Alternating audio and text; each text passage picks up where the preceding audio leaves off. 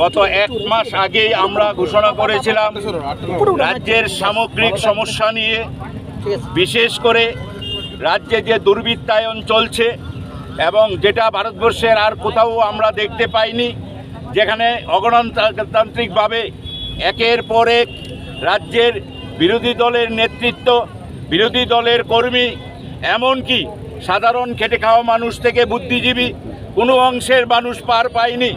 একের পর এক দুর্বৃত্তায়ন শাসক দল বিজেপির পক্ষ থেকে যেভাবে রাজ্যে চলছে একটা অরাজক অবস্থা, জঙ্গলের রাজত্ব কায়েম হয়েছে, বর্বরতার চরম শিখরে পৌঁছেছে।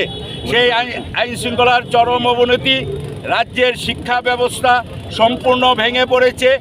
রাজ্যের যাতে ভবিষ্যৎ প্রজন্মের ভবিষ্যৎ, ছাত্রছাত্রীদের আজকে কোনো ভবিষ্যৎ নেই। রাজ্যের এই অব্যবস্থা শিক্ষাক্ষেত্রে, স্বাস্থ্য পরিষেবার ক্ষেত্রে শূন্যের কোঠায়, যেখানে মানুষ স্বাস্থ্য পরিষেবা পাচ্ছে না। রাজ্যে এই ক্ষমতায় আসার আগে ভারতীয় জনতা পার্টি একের পর এক প্রতিশ্রুতি রেখেছিল, যে প্রতিশ্রুতিতে আমরা দেখেছি এই রাজ্যে বেকারদের জন্য প্রতিশ্রুতি রেখেও কোনো প্রতিশ্রুতি পালন করা হয়নি, শূন্যপদ পূরণ হয়নি, কোনো সব ধরনের নিয়োগ বন্ধ হয়ে আছে এবং নিয়োগ যেটাই বা সামান্য হয়েছে। আপনারা দেখেছেন যে টিএসআরের নিয়োগ নিয়ে কী ধরনের ঘটনা সংঘটিত হয়েছে সারা রাজ্যে ভারতীয় জনতা পার্টির সমস্ত কার্যালয় পুড়িয়ে দিয়েছে ভারতীয় জনতা পার্টির কর্মী সমর্থকরা। এমনকি ভারতীয় জনতা পার্টির নেতৃত্বরাও তারা পালিয়ে বেড়াচ্ছে, এখনও তারা এলাকায় যেতে পারছে না।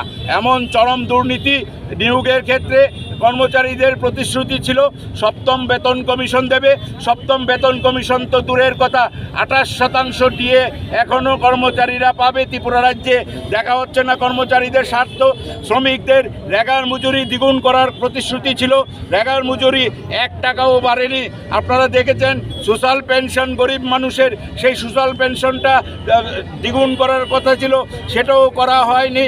এবং রাজ্যে একটার পর একটা সমস্যার দাবানলের মতো ছড়িয়ে পড়েছে।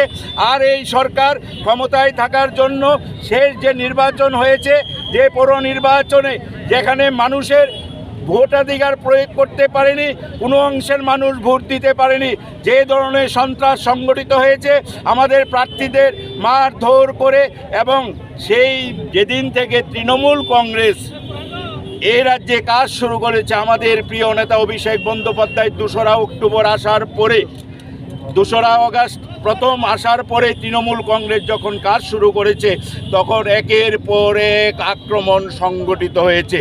আপনারা দেখেছেন গত 28শে আগস্ট আমাদের এই রাজ্যের একজন সজ্জন ভদ্র লড়াকু নেতৃত্ব, যিনি কলেজ জীবন থেকে ছাত্র আন্দোলনের সঙ্গে জড়িয়েছিলেন, যিনি প্রতিনিয়ত এই রাজ্যের মানুষের পাশে থেকে লড়াই করেছেন, যার পিতা একজন এই রাজ্যের প্রাক্তন মন্ত্রী ছিলেন, এমন একটা সজ্জন রাজনৈতিক ব্যক্তিত্বকে যেভাবে নির্মমভাবে হত্যা করা হয়েছে 28শে আগস্ট তৃণমূল ছাত্র পরিষদের জন্মদিনে, সেই দিন ওনার বাড়িতে বাদারঘাটস্থিত মুজিবুল ইসলাম মজুমদারের বাড়িতে একটা ছোট্ট কর্মসূচি ছিল, যে কর্মসূচিতে আমি সহ ওনার আপনারা দেখতে পেয়েছেন গত প্রায় 3-4 মাস ধরে যখন থেকে এই রাজ্যে সাধারণ মানুষের দাবি দেওয়া নিয়ে সাধারণ মানুষের গণতান্ত্রিক প্রদেশ তৃণমূল কংগ্রেসের নেতৃত্বে ধীরে ধীরে অত্যন্ত সুশৃঙ্খলভাবে 2টো লাইন করে